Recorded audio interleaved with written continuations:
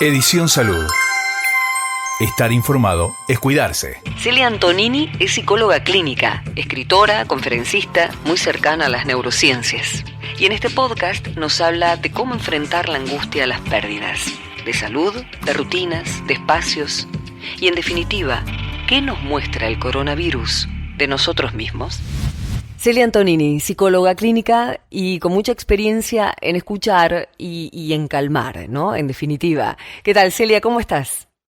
Hola, Karin, ¿cómo estás? Buenas tardes. En medio de esta crisis de pandemia, el miedo y la ansiedad afloran y enferman más que el virus mismo. ¿Cuál es tu primer acercamiento cuando se trata de enfrentar a ese miedo y a esa ansiedad? Mira, una pandemia nos pega en el talón de Aquiles a todo el mundo.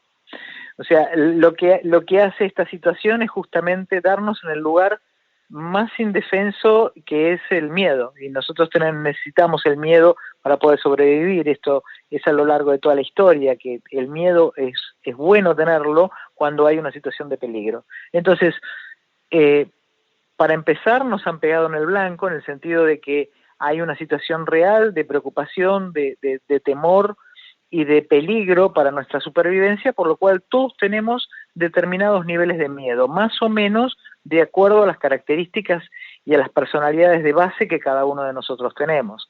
Son gradientes, son diferentes grados de temor, algunos muy bajos, algunos que le restan importancia y otros muy altos. Tanto el más bajo como el que le resta importancia es algo que vulnera también, porque en definitiva él dice, no me va a pasar, no, yo soy sano, no estuve en contacto con nadie y salgo y voy por la vida. Tan ese miedo como el más extremo que nos angustia profundamente es también muy dañino en definitiva, ¿no? Para la salud es muy dañino cuando se mantiene a lo largo de mucho tiempo. O sea, si vos tenés miedo un rato, no pasa nada. Si uno con el correr de los días va teniendo todo el tiempo, está en un estado de angustia, en un estado de alerta, el organismo está en el estado de alerta. Entonces esto va haciendo que uno se vaya agotando y se vaya estresando. Igual hay gente que no tiene miedo a nada y anda caminando por ahí como si nada pasase. Lo hemos visto en todos los noticieros, en todos lados, que hay gente que la tienen que meter adentro obligada porque, bueno, desestiman el miedo. Esto también es una característica de personalidad. Pero son los menos. En la mayoría, lo que hay que regular, y lo que creo que es el segundo enemigo que tenemos, y que no es el coronavirus, es el mantenernos en estado de alerta de manera constante.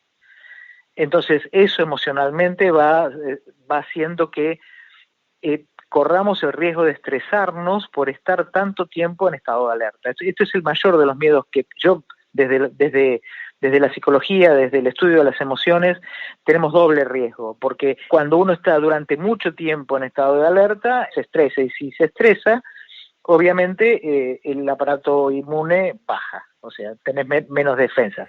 Por lo tanto, ¿qué nos viene a mostrar de nosotros mismos, en definitiva, una situación tan dramática y límite como esta?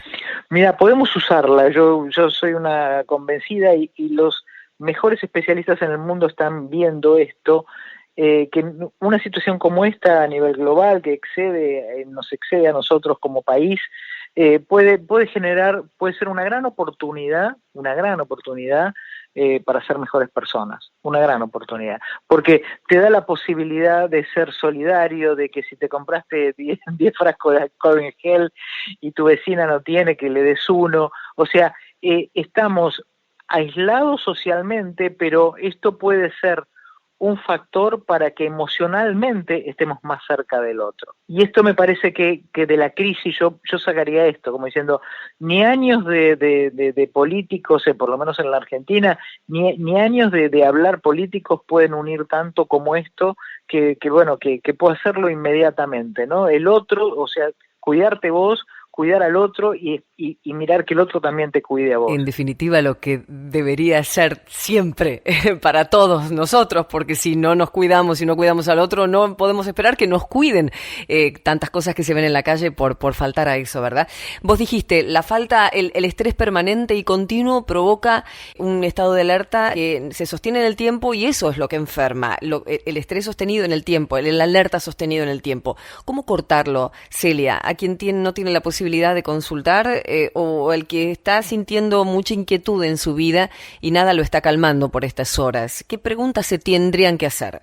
Hay muchas cosas que se pueden hacer, las más rápidas, te digo. Primero, identificar la emoción. Si uno lo que tiene es miedo, ahí buscar a la persona adecuada. A veces hay dos maneras de bajar el miedo. Por vos misma, o sea, haciendo cosas, y eso tiene que ver con tener pensamientos que te puedan calmar, cosa que alguna gente no lo puede hacer. Hacer respiración, hacer mindfulness, hacer alguna cosa que cambie la cantidad de oxígeno que llega al cerebro, y eso cambia porque cada emoción va acompañada de un ritmo respiratorio. Entonces, si cambiamos el ritmo respiratorio, cambiamos la emoción, eso quiere decir que podemos bajar el nivel de miedo que tenemos. Y la otra, quienes no pueden o no saben hasta el día de hoy, no por el coronavirus, sino porque en general no están acostumbrados a manejar sus emociones, yo lo que más rápido creo que uno puede hacer es buscar a la persona adecuada. Viste que siempre uno dice, yo digo, tengo miedo, siempre hay alguien que yo sé que me va a calmar. Puede ser mi marido, puede ser una amiga, puede ser una prima, puede ser... Hay gente que naturalmente para nosotros, para cada uno en nuestra vida, si le decimos estoy asustada o tengo miedo, tienen esa palabra que nosotros necesitamos. Algunos nos ponen más nerviosos. Claramente.